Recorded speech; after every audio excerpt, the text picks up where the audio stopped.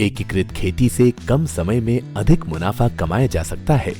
इस कथन को सच कर दिखाया पौड़ी जनपद के रिखनीखाल ब्लॉक के ग्राम झरत निवासी अरविंद नेगी ने। अरविंद मेडिकल क्षेत्र में सेवा करते थे। कोविड काल में घर वापसी हुई तो पैतृक खेती में कुछ नया करने के लिए एकीकृत खेती की शुरुआत हुई, जिससे वे आज मत्स्य पालन, डेयरी पालन, मुर्गी पालन, सब्जी उत्पादन, मशरूम उत्पादन आदि व्यवसाय शुरू कर सफलता की नई इबारत लिख रहे हैं। मेरे द्वारा यहाँ पे इंटीग्रेटेड फार्मिंग किया गया है और इससे पहले मेरा जो प्रोफेशन था वो मेडिकल का था। तो मैं एज ए ऑप्टोमेट्रिस्ट जॉब करता था, तो वो करके मैं अपना गांव में आ गया और गांव में हमारा यहाँ पैतृक ज़मीन थी जिसमें हम पैतृक खेती करते थे धान गेहूँ की। तो फिर मैंने ये चीज़ें देखी तो मैं क्यों ना नया कुछ इसमें करूँ। तो फिर मैं मछली विभाग से मैंने संपर्क करा और वहाँ पे जाके मैंने उनसे जानकारी ली कि मैं मछली में कुछ कर सकता हूँ अपने यहाँ पे। तो वहाँ से मेरे को बहुत सारी सुविधाएं मिली। मत्स्य विभाग की जिला योजना से 50 स्क्वायर मीटर के 5 तालाब से कार्य शुरू किया, जिससे अच्छा उत्पादन प्राप्त हुआ।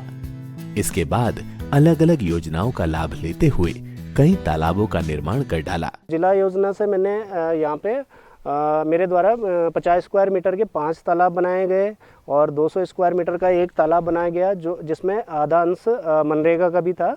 उसके बाद 100 स्क्वायर मीटर के 4 तालाब मेरे और बने और फिर एक एक बीघे के 2 तालाब मैंने और खोदे हुए हैं, जिसे मैं अभी प्रॉपर करके उसमें फिश फार्मिंग करूंगा। एक आरएस भी मेरे यहाँ पे बना जो प्रधानमंत्री मत्स्य संपदा से मैंने लगवाया। इसके साथ ही अपने गांव के 13 और लोगों को भी इस कार्य के लिए प्रेरित किया, जिसके लिए इन्हें सम्मानित भी किया गया। यहाँ पे जो मत्स्य विभाग है उन द्वारा मेरे को बहुत सारा यहाँ पे फर्स्ट सपोर्ट मिला था और उनके द्वारा मैं यहाँ पे लोगों को भी और लोगों के भी करीब 13 लोगों को भी मैंने मोटिवेट करा था कि यहाँ पे पॉन्ड बनाऊँ। तो सबने 100 स्क्वायर मीटर के 13 पॉन्ड बने थे और वो पॉन्ड के साथ साथ ही मतलब उस टाइम ही मैंने इकट्ठा करीब 24 पॉन्ड बनाए थे। तो जिसके लिए यहाँ पे मुख्यमंत्री जी ने मेरे को पुरस्कृत करा था नेशनल फिशरी डे के दिन और वर्ल्ड फिशरी डे के दिन मिस्टर सौरभ गुणा जी ने, जो हमारे मंत्री जी हैं, उन्होंने भी मेरे को मतलब पुरस्कृत करा था सितारगंज में। मछली पालन का काम देखा हमारे यहाँ झरत में है अरविंद सिंह नेगी जी। सबसे पहले मैंने इनके यहाँ देखा, उसके बाद मैंने इनसे पूछा, इन्होंने मेरे को बताया। ये मैंने यहाँ नीचे पहले फर्स्ट में 2 तालाब बनाए। उसके बाद मैंने फर्स्ट साल में जो है कि करीबन 1.5-2 कुंटल के करीब मछली निकाली। उसके बाद फिर मैंने तीसरा बनाया, थोड़ा प्रोत्साहित हुआ हमारे को और जो है कि फिर 2 मैंने और बना रखे। प्रधानमंत्री मत्स्य संपदा योजना से पूरे पौड़ी जनपद में पहली बार रिसर्कुलेटरी एक्वाकल्चर सिस्टम यूनिट स्थापित कर एक टैंक लगाया।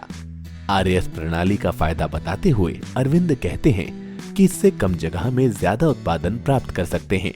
आरएस का मतलब है रिसर्कुलेटरी एक्वाफिना सिस्टम की, मतलब उसमें जो पानी है वो अपने आप प्योर होगा। मतलब जो उसमें जो अलग अलग फिल्टर लगे हुए हैं उनसे गुजरते हुए पानी, फिर जो पानी गंदा होगा, किसी में अमोनिया साफ होगा, किसी में नाइट्रोजन साफ होगा और वो प्योर होके फिर उसी पॉन्ड में गिर जा रहा है। इसलिए वो आरएस का मेरे को फ़ायदा लगा यहाँ पे कराने का। और कम जगह पे अगर मैं 25 क्विंटल प्रोडक्शन करता तो मेरे को मतलब 200, 300, 400 स्क्वायर मीटर का तालाब बनाना पड़ता है। यहाँ केवल 10.5 मीटर डाया में मैंने वो तालाब बनाया हुआ है जिसमें 25 क्विंटल प्रोडक्शन में कर सकता हूँ। एकीकृत सिस्टम तैयार करने के लिए अरविंद ने देसी नस्ल की गाय पालकर डेयरी व्यवसाय भी शुरू किया। इसके बाद जिला योजना में उन्होंने मुर्गी पालन में ब्रॉयलर और वन राजा आदि प्रजातियों के साथ मछली का व्यापक पैमाने पर उत्पादन कर वो स्थानीय ग्राहकों के अलावा लोकल मार्केट में बिक्री करते हैं। तब ये आरएस का प्रोडक्शन है कि अगर हम उसमें 3000 सीड डालते हैं और आधा किलो भी साइज उसमें बनाते हैं मोटिलिटी भी होने के बाद, तो उसमें 10 क्विंटल तब भी प्रोडक्शन निकलता है। और जो 200 स्क्वायर मीटर है उसमें भी हम करीब 10 क्विंटल का प्रोडक्शन ले रहे हैं। तो टोटल मतलब ये कि 100 क्विंटल से ऊपर ही हम यहाँ पे प्रोडक्शन कर रहे हैं। मत्स्य पालन, डेयरी, सब्जी उत्पादन जैसे कार्यों को करने के लिए गाँव के कई लोगों से समय समय पर कार्य लेते हैं एवं गांव के 4 लोगों को स्थायी रोजगार भी दिया है।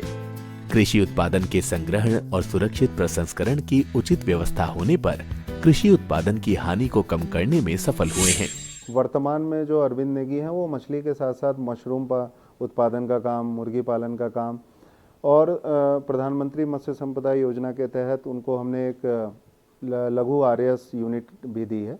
तो उसमें वो काफ़ी अच्छा एक समन्वित मत्स्य पालन का काम कर रहे हैं। और जहाँ तक मुझे लगता है कि 2019-20 के बाद उन्होंने कभी भी ऐसी चेष्टा नहीं की कि वो वापस अपनी पुरानी नौकरी पे जाएं और वहाँ पे रह के अपना तो जीविकोपार्जन कर ही रहे हैं, साथ में कम से कम उन्होंने 3 से 4 स्टाफ रखे हुए हैं जिनको वो अपने साथ मिला के काम करते हैं और उनको भी तनख्वाह बेसिस पे स्वरोजगार उनका भी सृजन हो रहा है।